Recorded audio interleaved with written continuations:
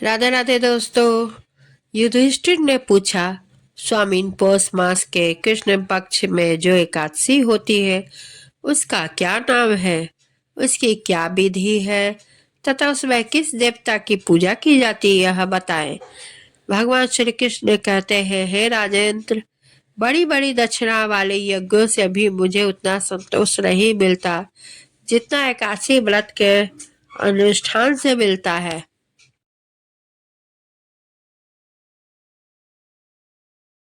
पौष मास के कृष्ण पक्ष में सफला का नाम की एकादशी होती है। उस दिन विधि पूर्वक भगवान नारायण की पूजा करनी चाहिए। जैसे नागों में शेष नाग, पक्षियों में गरुड़ तथा देवताओं में श्री विष्णु श्रेष्ठ है, उसी प्रकार संपूर्ण व्रतों में एकादशी तिथि श्रेष्ठ है।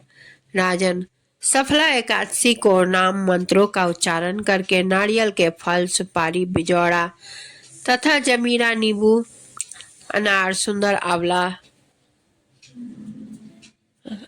लौंग, बैर तथा विशेषतः आम के फलों और धूप दीप से श्री हरि का पूजन करें।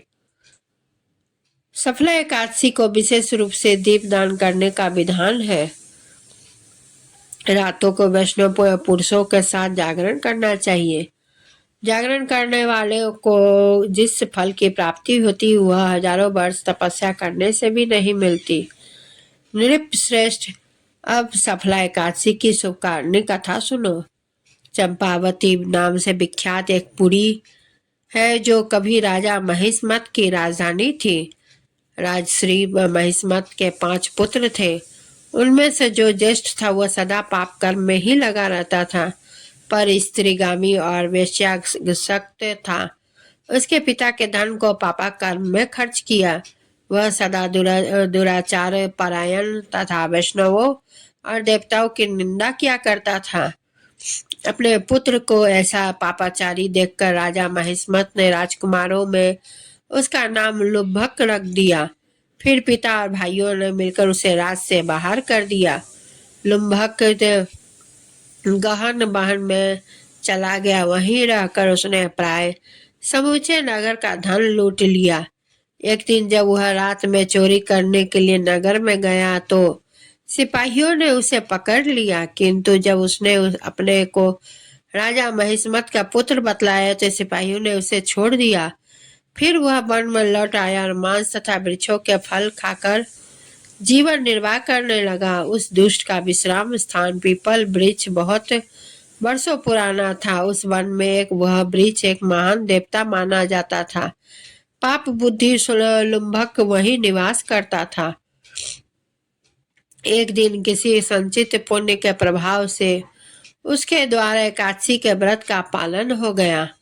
पौष मास में कृष्ण पक्ष की 10वीं के दिन पापिष्ट लुम्भक ने वृक्षों को फल खाए और वस्त्रहीन होने के कारण उसका रात भर जाने का कष्ट भोगा। उस समय ना तो उसे नींद आई और ना आराम ही मिला। वह निष्प्राण सा हो रहा था। सूर्य उदय होने पर भी उसको होश नहीं आया। सफला एकादशी के दिन भी लुम्भक बेहोश पड़ा रहा। दोपहर होने पर उसे चेतना प्राप्त हुई। फिर इधर उधर दृष्टि डालकर वह आसन से उठा और लंगड़े की भांति लड़खड़ाता हुआ वन के भीतर गया।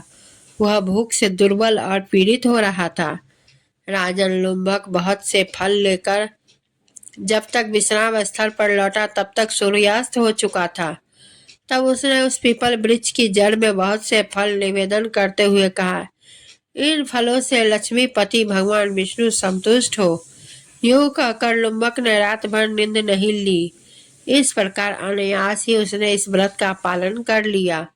उस समय सहसा आकाशवाणी हुई, राजकुमार, तुम सफला एकादशी के प्रसाद से राज और पुत्र प्राप्त करोगे।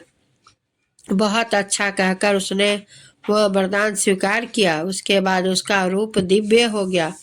तब से उसकी उत्तम बुद्धि भगवान विष्णु के भजन में लग गई। दिव्य आभूषणों से सुशोभित होकर उसने निष्कंटक राज्य प्राप्त किया और 15 वर्षों तक वह उसका संचालन करता रहा। उसको मनोज्ञ नाम का पुत्र उत्पन्न हुआ। जब वह बड़ा हुआ तब लुम्भक ने तुरंत ही राज्य की ममता छोड़कर उसे पुत्र को सौंप दिया। और वह स्वयं भगवान श्री कृष्ण के समीप चला गया, जहां जाकर मनुष्य कभी शोक में नहीं पड़ता। राजन, इस प्रकार जो सफला एकादशी का उत्तम व्रत करता है, इस लोक को में सुख भोगकर मरने के पश्चात मोक्ष को प्राप्त होता है। संसार में वे मनुष्य धन्य है जो सफला एकादशी के व्रत में लगे रहते हैं, उन्हीं का जन्म सफल है। महाराज, इसकी महिमा को पढ़ने, सुनने तथा उसके अनुसार आचरण करने से मनुष्य राजसूय यज्ञ का फल प्राप्त करता है। दोस्तों, आप सभी को मेरा ये वीडियो कैसा लगा कमेंट जरूर करें और वीडियो को लाइक शेयर, चैनल को सब्सक्राइब करना बिल्कुल ना भूलें। बेल आइकन की जरूर क्लिक करें। धन्यवाद।